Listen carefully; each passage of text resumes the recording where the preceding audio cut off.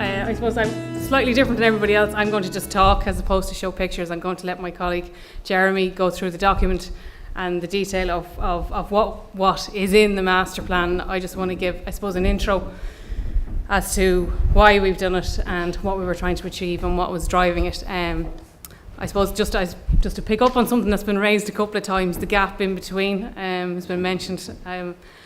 I suppose, again, it's answering some of the questions that were raised this morning. It's not like that we're ignoring these spaces, it's just that we have different plans to deal with those. That space, as those of you who are in Dublin know, is actually a very unique space. It's in front of the Custom House. It's caught up with the whole traffic issue with Beresford Place, how the role of Connolly, Busaris and all those spaces will interact in the long-term future. It's not that we have left it out, it's that we actually want to do it in a much more focused way at a later stage and address that. Those of you who have walked up and down the South Quays recently will know that the South Quays has been the subject of an extensive flood prevention works programme by the OPW. So it isn't that we're forgetting about it, it's just that we need to come at it from a different angle, knowing what these other two documents are doing. I just wanted to cover that one first. The decision to do the public realm strategy for Docklands, the North Lots and Grand Canal Dock STZ area, I'm going to shorten that to Docklands for the rest of my speech because that's just too much of a mouthful, came through the decision to set up the STZ on the foot of the government decision to dissolve the Dublin Docklands Development Authority. There was a need, I suppose, to bring forward in the STZ a new way of addressing and replacing the DDDA planning structures that had been in place, which did provide certainty and clarity as regards heights and direction and investment in the area. And it was felt that the STZ model provided the best, I suppose, legal structures for Dublin City Council to bring in and to replace what was being dissolved. So it was, I suppose, it's a unique part of the city because of that legacy. In the preparation of the STZ in 2012, when Dublin City started work on it, one of the, I suppose, the key things was to look at what had been done really well, what had obviously had failed, and to look at where the successes lied and what could be built on. And there was a lot of successes there, and one of those big successes was clearly the public realm investment that had been made over the years and the work that had been done. Like, there were gaps, obviously, but there was significant spend made, a lot of thought and research went into it. So it was one of the things that has made the area, I suppose, identifiable in people's minds and unique. I mean, people think of Docklands, Grand Canal Square, obviously jump straight into their mind, or Point Square if they've been to a concert. So it's I suppose, one of the important parts in preparing the STZ was saying, right, this is something that defines this area and we need to bring it into the new STZ. So in writing the STZ, Dublin City Council very much put public realm front and centre in the strategy, and it forms its own chapter and it sets, I suppose, the agenda for what the master plan is now. Sorry, I have to breathe. Not a lot of space. So, I hope you don't mind, just read my notes. One of the things that I suppose that defines Docklands as well is its unique maritime character. It's a very unique space in Dublin City. It's at the confluence of two canals and two rivers into the bay with an active port right beside it. It has a lot of character that can be built on, and it's very much part, I suppose, of what helped the STZ become what it is so far. And we're lucky, I suppose, to have such a wonderful industrial heritage and the legacy that's there. In many ways, it's not, the public realm strategy is not trying, or the STZ is not trying to, I suppose, to obliterate the past and build this kind of shiny new space. It's about taking the heritage and the stories that the heritage tells us, so whether it's through physical objects like the granite quay walls or the canal locks or the Shershire bridges, or any of those spaces, but also, I suppose, the heritage in the names of the places, Misery Hill and the CAMPSHIRES themselves. I mean, that has a huge historical significance, and building that into the story that tells Docklands in the future, and feeding that into both the strategy and into the public realm strategy as it's done. So, the STZ document, when you read through it and look at what it's telling us to do as regards public realm, I suppose, set an agenda for this particular document in preparing it. And the most obvious one, obviously, was looking at the areas where investment hadn't occurred, where there were gaps, or where, I suppose, there were certain failings didn't work. So there is, I suppose, a core job that the background research in preparing this plan had to address initially as a kind of a baseline study. How we integrate Docklands into what the rest of the city is doing, how we make those connections, particularly along the quays, and I suppose and developing and strengthening the whole core spine through the LIFFEY and how that works, and integrating with, I suppose, the connections that are being made through Marlborough Street down to the Lewis and all that sort of stuff, and knitting them together in the long term. And also, I suppose, knitting into the public spaces that are in the area, like down to Merrion Square and to Fairview Park, all these spaces around the Docklands area which form part of the overall area, and how we make them attractive and usable and friendly to people. I suppose thirdly is the greening of the public realm itself. This is something that has come up again and again at every public consultation or event that has looked at Docklands. It can be quite stark. I suppose its unfinished character adds to that to a certain extent, and it's how we look at building in that greenery. How do we get the softening in? Where can we put trees? It's not always easy. It's full of services. And can be quite tricky, but there is also a great opportunity because of the scale of redevelopment that's there, where we can, I suppose, pilot new approaches as regards greening, get in the suds spaces for the trees in the streets, create little micro parks, and try and fit into any, I suppose, nook and cranny, an opportunity that creates the places where people like to sit down and dwell on a good day and relax, or even just enjoy looking at from a distance, just to give a softening of the landscape to the eye. And that's, I suppose, another core element of what the document is trying to do. Giving recognition, I suppose, to this part of the city being at the confluence of what is six major regional green routes into Dublin. So we've got the coast, the Royal and the Grand Canals, the Dodder, the Tolka cycle route, and the Liffey cycle routes, all of which uniquely in the city all meet in one tiny little space, which is within the STZ. So, I mean, it will in the future define in many ways how people experience the area. They may be commuting in on their bike, coming down the canal, or they may be heading off on their bike at the weekend and going on a loop around. And it's important that we plan for that and integrate it so that when people experience this area, whether it's for leisure or for work purposes, that they can enjoy it properly, and that it serves its purpose and it does what we want it to do. It's back to, I suppose, the functionality element of what has been discussed this morning. And I suppose, fifthly, the big thing obviously is valuing the maritime character, as I said earlier, and how the public realm is managed. Again, something that I suppose coming last, we get to hear what everybody else has said anyway, is a core issue in how public realm exists within the city, and it has to be managed. I mean, that's one of the core messages in the STZ scheme, and I suppose looking beyond just the physical, looking at what we programme for that space, as well as designing it so that it can actually do the job we want it to do in the long run.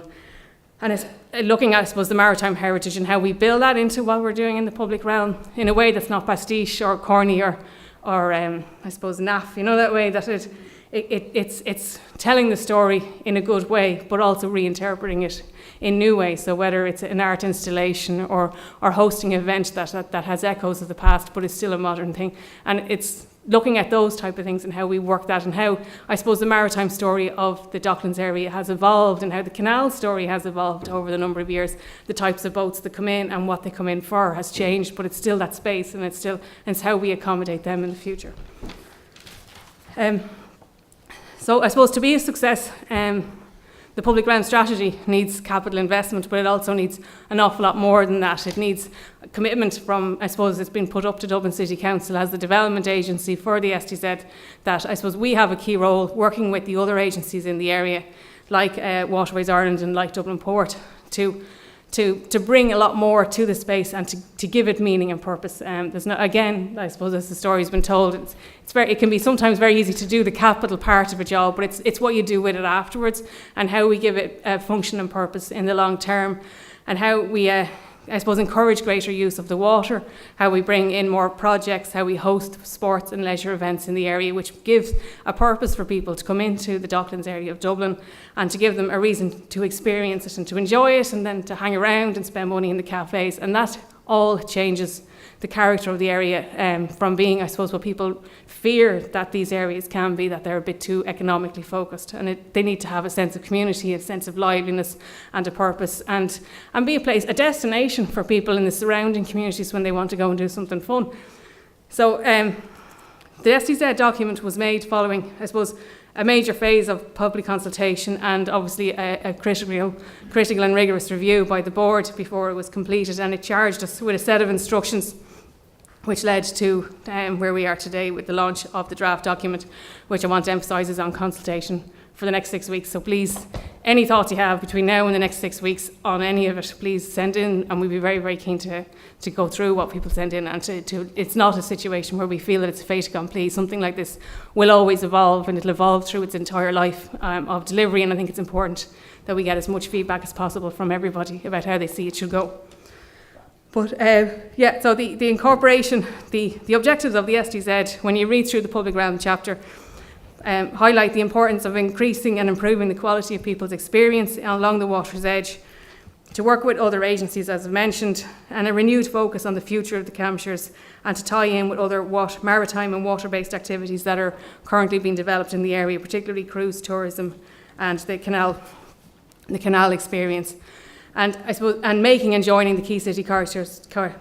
Oops, I'm going the wrong page, sorry. Apologies. So today, I suppose, so that is what we've, I suppose, set the agenda for the master plan, and it's up to you, I suppose, as its critical reviewers and possible implementers and various bits and pieces, to come back to us and tell us if you feel that it's answering those particular points and if it's got what we set out to do. We believe it does, but obviously, you know, it's a complicated area, and we'd love to hear a range of different voices and opinions from different sectors on it. Today also, I suppose, provides a small opportunity to review the current implementation of the STZ and where it's at. I suppose it wouldn't be any surprise to anyone to say that the pace of planning applications and construction in the area has been unprecedented, considering in less than 2 years, over 250,000 square metres of commercial has been granted in the area. Over 1,100 apartments have been granted, and of that, over 125,000 commercial and over 350 apartments are already under construction. That is a very short space of time, which creates its own challenges, and we don't underestimate them by any means. The challenge for our DCC is to follow that and to deliver this programme. And how we do it. We haven't included in this particular document, I suppose, a standard implementation plan of this is what we're doing this year and this is what we're doing that year. And that reflects, I suppose, the complex nature of the area, the range and different types of service investments that are going to go in, both above and underground, which means that, I suppose, the scale of integration of different projects that faces an implementation plan means that it's very hard to say, well, we're definitely doing here this year and we're doing there that year, because it's tied to as different projects move out of the area.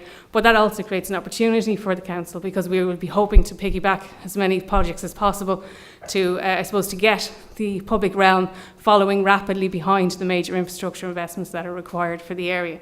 So we'll be working with the likes of Irish Water and the National Transport Authority and our own transport and engineering divisions, so that as key projects go in, the public realm that we have now envisaged and we know what we want to do can be fitted in when those construction projects are going in, rather than coming back at it 5 years later and digging the whole place up all over again. So something that we definitely want to avoid. I also want to say, I suppose, while you're all in the room, that we look forward to working with you. I mean, this is just the start. I suppose this kind of pulls the gun on the process and getting it started. We would hope from here on in, I suppose, is the more active part for the council. It's sitting down with the different developers, it's sitting down with the different agencies and working out that plan and working on how, street by street, we're going to make sure that it happens in a coherent way, so that I suppose the scale of disruption for the people living in the area can be as minimised as much as possible. Within reason, obviously it's tricky. And then we look forward to, I suppose, to deliver, seeing it being delivered on the ground. Obviously, some of the major projects that are listed in this are of quite significant scale and will take quite some time to be both designed and to go through legal processes, and there will be the public consultation element of that is required, and there's no presumption in this document that everything will go in exactly as it is, because there are a range of issues that may need to be addressed down the road. But it is, I suppose, just to flag it, that this no means isn't it, I suppose, a prescription to say that we're going to ignore the issues or concerns of the people in the area, and that they will be very much part of the discussion of the detailed design for each of the roads and streets or any of the major projects that are flagged. And we look forward to working with the new Docklands Oversight Council, which will be established quite soon, in making, I suppose, the key decisions that need to go ahead. So that's kind of an overrun of why we're at where we're at. I'll let Jeremy tell you a bit more about what's actually in it. Okay. So yes, I'm an architect. I worked normally in the civic offices, but I'm also based as well part-time in the Docklands unit, where I've been working with Deirdre primarily coordinating the delivery of the public realm master plan for the North Lots and Grand Canal Dock area. So just to say that this is in draft format. We actually just published it for public consultation just 2 days ago on the 21st of September. So it'll be on consultation for 6 weeks. So you have until the 1st of November to make your observations and submissions. So we request that you actually take a copy with you. There's plenty of them at the back of the room, or you can download it from the DCC website and get back to us with any comments and proposals on it. Now, there's actually over 100 pages in this particular document. So I'm just going to give a quick run through, maybe about half of it. So we'd ask you to just review in more detail when you get a chance sometime in the next 6 weeks. So the document itself, the main consultant preparing this was Redscape Landscape and Urbanism, together with their sub-consultants, Howley Hayes Architects, Scott Cawley Ecologists, O'Connor Sutton Cronin Engineers, and Build Cost Quantity Surveyors. It's split into 8 chapters. The first 2 deal with ambition and vision. Chapter 3 looks at the strategies that were used in designing the master plan for the area. Chapter 4 looks at the design of individual streets and spaces in the North Lots area and Royal Canal area. Chapter 5 then looks at the design of streets and spaces within the Grand Canal Dock and DODDER area. Chapter 6 looks then at strategies for the LIFFEY and the CAMPSHIRES. Chapter 7, Maritime Animation Strategy. This is for the LIFFEY itself. And finally, Chapter 8 looks at phasing and implementation. So this particular master plan, it's in draft format, but it's very much designed to support the North Lots and Grand Canal planning scheme that was published, as Deirdre said, in 2014. And in that document, they set out a great ambition for the area. And this was to achieve a model of sustainable inner city regeneration, incorporating socially inclusive urban neighbourhoods, a diverse green innovation economy, contributing to the prosperity of the locality, the city and country, all supported by exemplary social and infrastructure and a quality public realm integrated with the wider city. So this is what we set out to achieve. So we began the process actually last September. So we've been working on this now for just over a year. And we've taken a very collaborative approach. We began in consultation with networking and meeting and having workshops with local residents, relevant stakeholders such as infrastructure providers, sectoral groups and statutory agencies, and also as well with key stakeholders such as local traders, NAMA, Waterways Ireland, resident groups, Dublin Port, local TDs and business groups. And of course, as well, with the various departments in Dublin City Council and our own public realm working group. I won't go into the background and development behind the whole scheme and the history of the area, because you can read about that yourselves. These particular images show the SDZ area, and the image on the right shows the design code, if you like, for the different urban blocks. There's 20 of them in total that dictate the different heights and forms and uses for the various buildings that will be built out in the SDZ area. And this is an image, if you like, of what we think it could look like when it's complete in 5 to 10 years. So when that planning document was published in 2014, this is kind of what the public realm in the area looked like, and still very much does. But when it's finished in about 5 to 10 years, this is what we think it could look like. So you see, it's very much built out. There's lots of new parks, new trees. There's 3 new bridges. You'll see there 2 across the Liffey and 1 across the mouth of the Dodder. So this is what we're trying to achieve in the building out of the area for the next 5 to 10 years. So in designing the master plan, we have 10 different strategic themes that we've used to inform its design and development. Greenery, as Deirdre mentioned, at every consultation we've had, a lot of people feel that it's a very austere, bleak environment, particularly the further east you go. So what we've tried to do is introduce as much greenery as you can through the development of new parks and exploiting the greenery around the Royal Canal, Grand Canal and the Dodder Greenway. We have a strategy as well for water management, so this is using suds and attenuation tanks where possible, particularly in the North Lots where there's new greenery proposed in some of the new North-South streets. Biodiversity, we have a biodiversity strategy as well where we're trying to encourage the planting of native plants to encourage native flora and fauna. also in the river as well, and the canals and along the Dodder Greenway, because it is a very rich area in terms of biodiversity. Connectivity, this is very much designed as a pedestrian-led urban quarter. So those red and green lines that you see there, they're actually new and existing cycling and pedestrian routes. So you can see that the connectivity in the area will be greatly improved by the construction of the new bridges you can see crossing over, and also with the new laneways and courtyards that as the blocks are developed out, particularly in the north lots, there will be increased permeability, particularly for pedestrians to meander through north-south or east-west through the area. And that as well will help to connect the SDZ area with the wider city, to the city centre, to the west, and also to the surrounding neighbourhoods to the north and south of the area. Materials and furniture, we've developed a strategy as well for materials and furniture, which is actually split into 3 different areas. We've got one for the north lots, one for the Grand Canal dock area, and one again then as well for the CAMPSHIRES. Strategy for trees and planting. Again, we've looked at greening a lot of the CAMPSHIRES, Sheriff Street, a lot of the north-south streets as well around the Grand Canal dock area. Recreation and play, we have a strategy where we want to make the area more attractive for all user groups. So we're looking at providing playgrounds, but also jogging routes, urban gyms, etc. for all user groups, and to make them very accessible for all citizens. Heritage, as Deirdre touched upon, is a very important issue and consideration in the area. The area has a very rich industrial and maritime heritage, and this is something that we want to retain, develop and exploit, whether they be the existing cobbles, the existing train tracks, some of the heritage buildings, and we're working as well with Dublin Port, who've been very pioneering actually in developing the area's maritime heritage, particularly through the recent installation of the diving bell on Sir John Rocherson's Quay. And I know they've got other plans afoot in the area, and we will be working with them.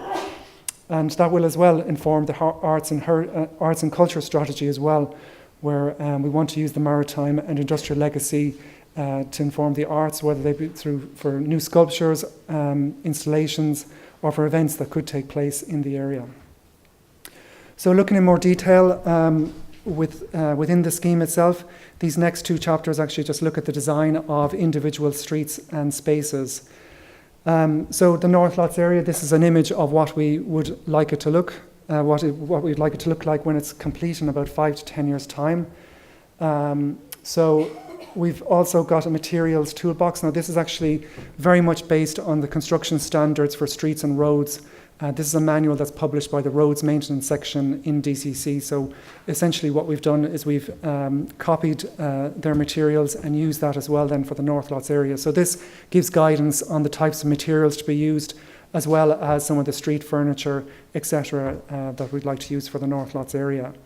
We have a green toolbox as well that looks at types of trees, specifications for microparks, vertical vegetation, floating greenery, and also for green roofs. So we've got 6 north-south streets in the North Lots area. Some of them exist, some of them will be new, but they're all going to follow the same redesign principle. And what we're hoping to do is to include or to provide some catenary lighting so that they'll be hanging at high level across the streets. We're going to provide trees underneath, located to one side of the road, to the west side of the road or the street generally, to where it's sunnier. Underneath that then will be a wide 4-metre wide planter. So this will be a big stretch of greenery in these streets, together with stone pavements and curbs.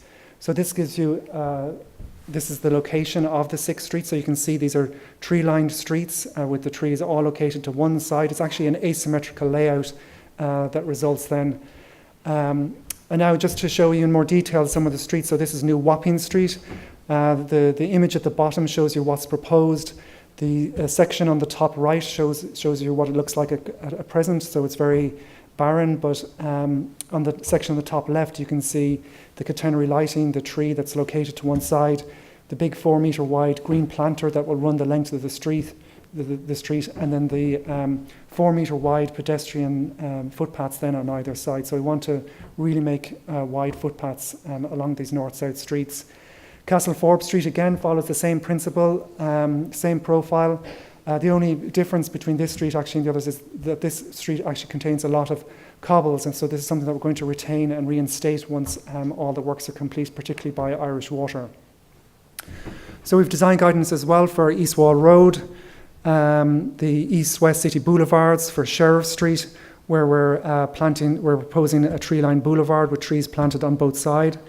Mayor Street, and again we've got some guidance for some of the laneways and courtyards. These are some of the courtyards and laneways that will be incorporated within the new urban blocks that will be built out by the private developers. So these won't be owned by DCC or managed by DCC. These will be in private ownership, but we've got some guidance as to what we would like to see so that there is some kind of consistency and coherence throughout the whole area rather than just a mishmash of individual designs.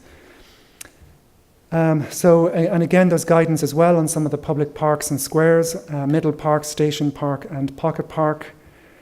And moving south then to the Grand Canal Dock and Dodder area. This is an image again of what we think the area could look like in about 5 to 10 years' time when it's built out. We'll be working very closely with Waterways Ireland actually on some of these proposals. But for Ringsend Road, for many people this is a very heavily trafficked and unpleasant street for that reason. But we're looking at providing a new tree-planted medium along its entire length.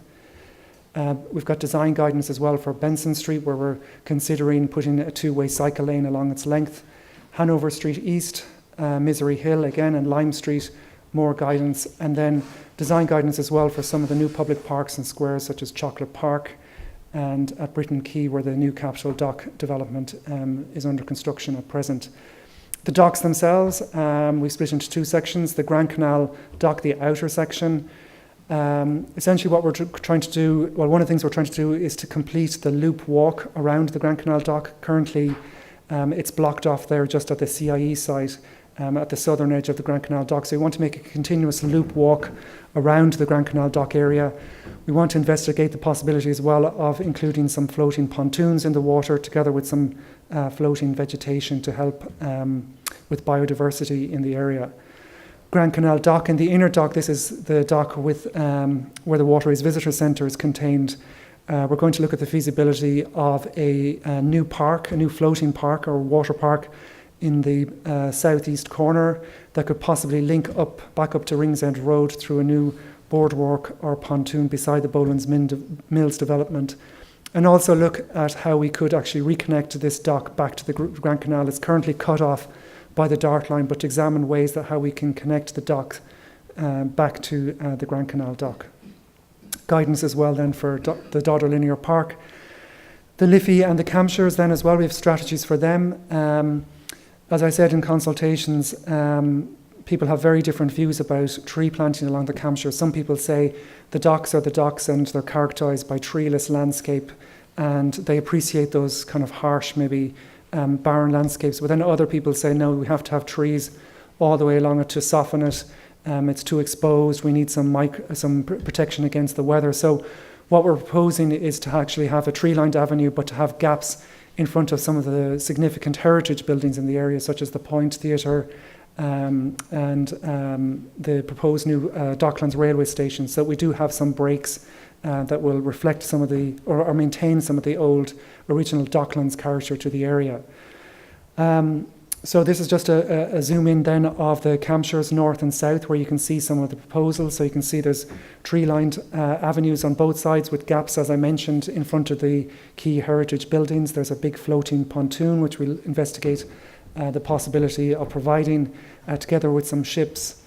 So this section there actually on North Wall Quay on the top right shows its current layout, so it's very bleak. But this is on the top left there, it's showing you the proposal. So we'll have a double line of trees proposed for the water side of the street, together with two-way cycling and a widened pedestrian zone right at the water edge, and then some green planting underneath the trees, as you can see here. So John Rogerson's Quay follows the exact same principle as well. That image on the top right shows the current scenario, and the section there shows what's proposed, which is identical to North Wall Quay. So the maritime animation strategy, this is to animate the LIFFEY. What we're going to look at, as I mentioned, is a number of floating pontoons in the river. with some aquatic greenery to soften the area, but also to look at a strategy for mooring in the docklands. So this is to encourage small boats and vessels to the area. These could be visiting ships, tourist boats, restaurants and bar boats, similar to the Killarney. So we're going to work with Dublin Port about licensing and developing a policy about sizes and lengths of time that they could stay there, so that we really want to turn the Liffey into a bustling, vibrant area, during the day and night time. And until such time as the bridges are built, we're going to look at introducing a ferry crossing across the Liffey from Sir John Rogerson's Quay to North Wall Quay, and to look at a calendar of events that we could run to increase the animation of the area. As I mentioned, we will be working with Waterways Ireland to look at to create new attractions in the area. So there is a number of attractions already in the Grand Canal Dock, but we want to increase that even more to increase the area as a tourist attraction. And finally, just phasing and implementation. As Deirdre mentioned, this is some of the works will be done by Dublin City Council, but we will be working with some of the developers and contractors in the area, that as they build out their blocks, that we will be asking them to perhaps build out some of the footpaths, provide some of the street furniture, plant some of the trees, etc. And we will be working as well with some of the other infrastructure agencies, particularly Irish Water and companies involved with district heating, that as soon as they're finished doing their underground works, that as part of their reinstatement, we'll be asking them to design and build the public realm as set out in this guidance. So that gives you an image overview. So that's it. As I say, it's just launched for public consultation just 2 days ago. So we welcome your feedback. You have 6 weeks to do so. And as I say, please do look at it. This is just a very quick run through. It's a large document, but we ask you to go through it and get back to us as much as you can with any feedback. Thank you.